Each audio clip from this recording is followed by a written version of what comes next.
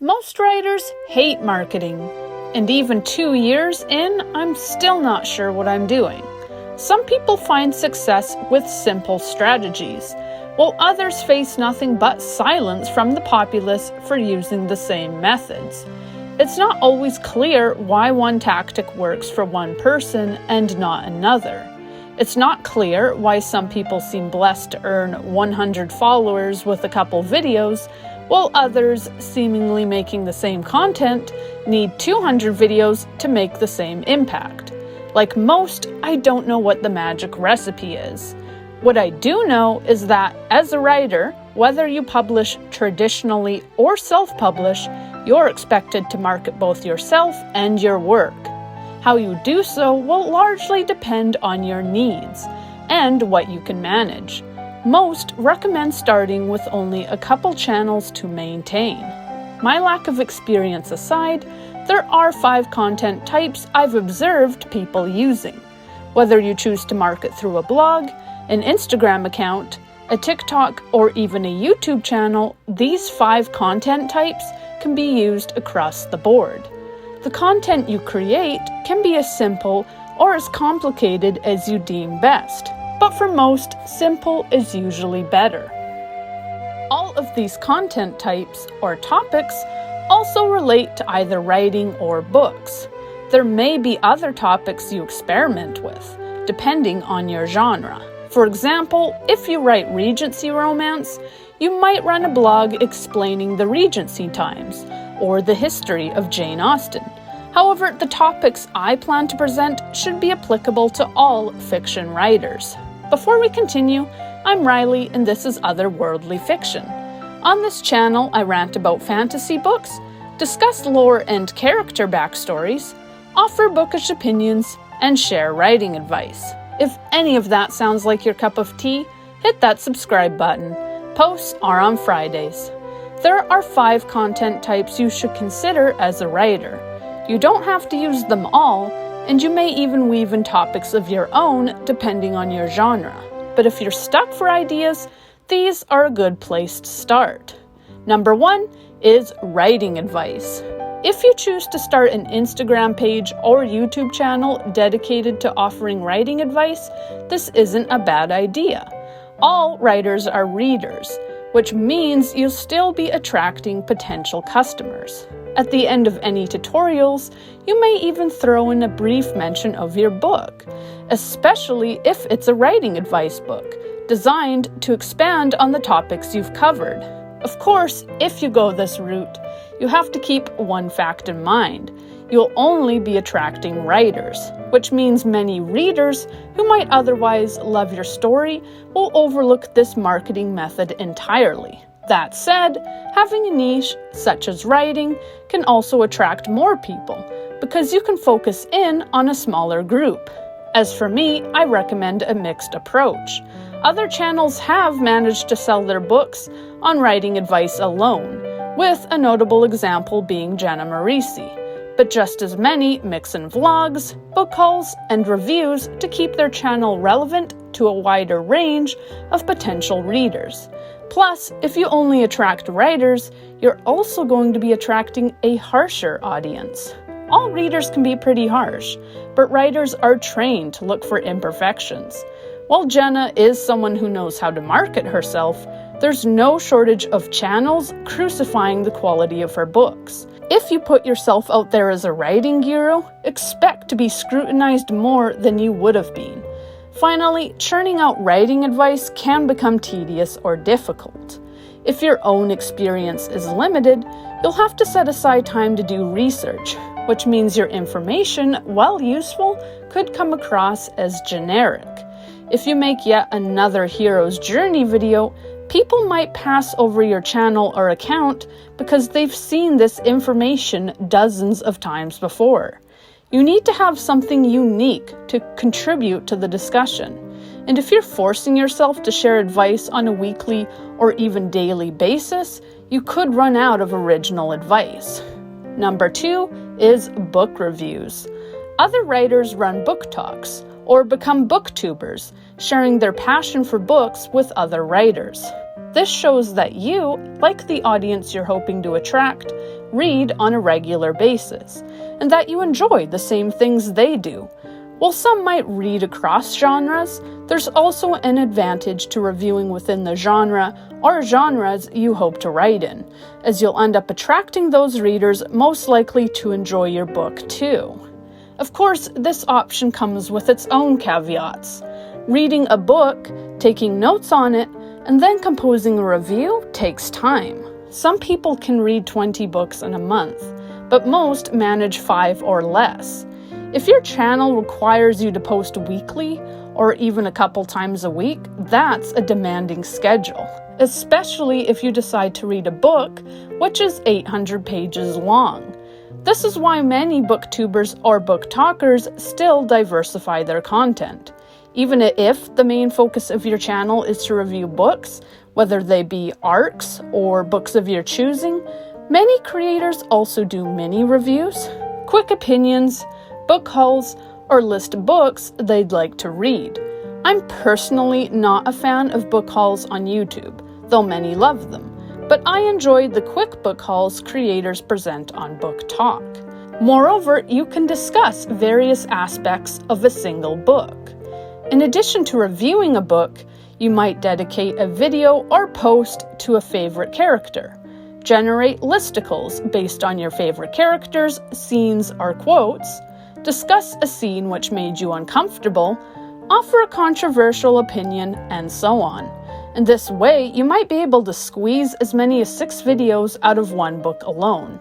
If you're a book talker, you might even forego speaking entirely, opting to create aesthetic videos designed to persuade someone to read your new favorite book. Number 3 are the Explain series. When I say Explain series, I refer to those videos which cover backstories and lore of a beloved fictional world. Typically, these types of videos cover the big franchises, like Harry Potter, The Hunger Games, Lord of the Rings, or even television shows like The Last Airbender. If you choose to go this route, you'll both constrain and open your channel up. You'll constrain it because all of your potential readers will have to enjoy the series you'll cover, but you'll open it up because you'll be appealing to a massive audience. No one will ever tire of hearing about Harry Potter. Many channels choose to mix these types of videos with other types, such as the reviews of the books or their opinions on the film adaptations. Hello Future Me, for example, has videos exploring the complete timelines of characters like Sokka or objects like the One Ring, in addition to his writing advice. If you're looking to dive into all things Harry Potter, Movie Flame is a good channel to emulate, as he not only reviews each of the books, but he covers character backstories, lore, and reviews the films. Plus, he covers The Hunger Games as well, even offering news on upcoming projects relating to the franchises he loves best. My own channel is also an example of this, in that I have playlists dedicated to explaining Harry Potter and Twilight. While I hope to expand the franchises I discuss in the future, having 1 to 3 major topics to focus on is recommended. Number 4 on this list is bookish opinions. Whether you're a bookstagrammer, booktalker, or booktuber, you probably have your share of opinions, or as some like to say, your hot take. If there was a popular book which disappointed you, talk about that. If you were that one person who didn't enjoy The Cruel Prince, share this and explain your reasoning. Opinions can overlap with reviews, but bookish opinions can be about anything. You might discuss why a certain book hasn't aged well, why a certain someone was a terrible love interest, or even share your more embarrassing opinions, like your book boyfriends. Personally, I try to stay away from negativity. While controversial videos will undoubtedly attract clicks, I don't believe in tearing others down. As such, I avoid discussing politics. I'm not here to talk about why I dislike an author's opinions, or why I think so-and-so is a terrible person. Instead, I like to keep my topics to the writing itself. By all means, criticize a book you didn't enjoy. If you found the writing lacking, critiques are valid. provided you keep them respectful. Never make your criticism an attack, though. Never make it personal. If you didn't enjoy Jenna's latest book, don't use your disappointment as an excuse to attack her as a person. Instead, focus on the characters, the plot, the themes, and so on. If you find a character problematic, or feel said character crossed a line, you can talk about this. But again, don't make it an attack on the author. A certain scene in the first Bridgerton book was iffy for me, and I would talk about why. But I'd never accuse Julia Quinn of being a bad person just because she wrote a controversial scene. Likewise, if you found issues with Twilight, keep it to the story. Don't start calling Meyer horrible names because you found her prose weak. As a viewer, I'm turned off by channels that become too political.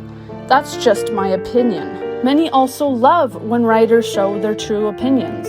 But for me, there's a thin line between criticizing someone and becoming petty.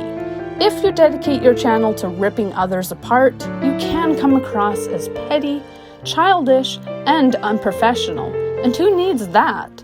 Plus, you'll attract negative energy to your channel, which can come back to haunt you. If you make a habit of going after other writers, whether you believe yourself right or not, you also open yourself up to being attacked yourself. With that warning said, criticisms of an actual story, its characters, or a series overall are great topics, so long as you deliver your opinion in an educated and friendly manner. Moreover, if you have to give a negative review, try to find at least one positive aspect of the story, not only to soften the blow, but to demonstrate that you're not completely biased. Number 5 on this list is the vlog. Vlog-style content isn't something I've experimented with much, but others love it. Some channels even transition to this later on, finding in it their true calling. Others choose to incorporate it slowly into the content they already have. An example of this is Mandy Lynn's channel. While she began by offering writing advice, she eventually added vlogging to the mix. Some of her videos are even a hybrid of vlogging and advice, as she'll take her viewers through her process for uploading a book on Ingram Spark, or explain which program she prefers to use and why. You'd be surprised what readers want to know. If you wish to focus on the writing side of things, but still want to attract readers first and foremost, vlogging is a great way to do so. In a vlog, you might share your process. You might explain how you outline a series, how you plot a book, how you develop a character, or where you work. You can show off your calendar system, your favorite writing mug, or how you organize your notebooks. You can talk about your favorite programs, your go-to websites, or how you handle bulk orders of books. These activities might not sound exciting, but when presented with solid editing and obvious enthusiasm, they can attract large audiences. Another advantage of vlogging is that it allows readers to get to know you, allowing them to become more invested in you as a person before they even purchase a book. It seems like common sense, but if somebody likes you, trusts you, or even feels like you're a friend, they're more likely to want to support you. How personal you make the vlog is up to you. If you decide to share a moment from your traumatic childhood because it's relevant to what you're writing, you can do so, but it's entirely up to you. You're never obligated to share something you're not comfortable having others know. Conversely, you can discuss happier topics, like the book which inspired you to write, or why the fantasy genre appeals to you. It's not enough for people to like your book. These days, they want to know why you wrote what you did. They want to understand where you're coming from. They want to understand why the topics you're drawn to mean so much to you in the first place. They want to see those initial sparks of inspiration. And by vlogging your process as you write, you invite them to witness firsthand some of those moments. There's nothing people like better than being involved. And by vlogging, you can make people feel important, like they're an integral part of your journey, and a supporter for whichever project you're tackling. Finally, as a vlogger, you can still tap into the writing advice niche. as your processes or preferred methods could give new writers ideas on how they might approach their own work. If you choose to share your publishing process, that's an invaluable resource for first-time writers who are uncertain of the correct steps when it comes to uploading to programs like Ingram or Kindle Exclusive. In conclusion, these are just 5 methods by which writers might market themselves across channels or social media accounts. That said, it's up to you what you use. You may choose only a few. You might also incorporate your own topics, depending on what you write. For example, if you write Greek mythology-inspired fiction, you might include myth videos on your channel too, detailing the birth of Zeus or the adventures of Aphrodite. If you write horror novels, you might offer videos detailing the history of monsters in cinema, the story of Mary Shelley, or a listicle of your favorite Edgar Allan Poe stories. Whatever you choose to do, it's recommended you tackle no more than 3 or 4 topics to start. If you plan to start a YouTube channel, there are also plenty of advice channels to follow, such as that of Annie Doob. One of her most useful videos covers the idea of content pillars, which essentially is the idea of focusing on no more than a few niches. While her video applies to YouTube, it's a good principle to keep in mind for all your social media outlets. After you've decided which topics you mean to cover, it's also best if you alternate between them. When you become a larger channel, beloved for your name, you can start doing more fun things, like Let's Plays, but only when people know you. If you try gaming on your writing channel when you only have 20 subscribers, all you'll do is confuse people. Plus, even bigger channels with popular names will typically start sister channels for more casual content. Hello Future Me is a prime example, as his sister channel, To the Future, includes everything from him talking about writing while he games to him reviewing books across genres. Whatever you decide, you'll need to experiment. Some topics will do better than others, but it's important to pursue those topics you're passionate about. If you force yourself to offer writing advice when all you want to do is share mood boards, you'll burn out. Writing advice might get 10 times the amount of engagement, but that's pointless if you hate what you're doing. Burnout is one of the #1 reasons why creators simply leave their accounts to die. And a dead account, no matter the follower amount, is useless to your marketing efforts. What topics do you cover on your social media channels? Do you have a BookTok or a BookTube channel? Let me know in the comments. And if you enjoyed this video, like and subscribe. Thank you for watching, and happy writing!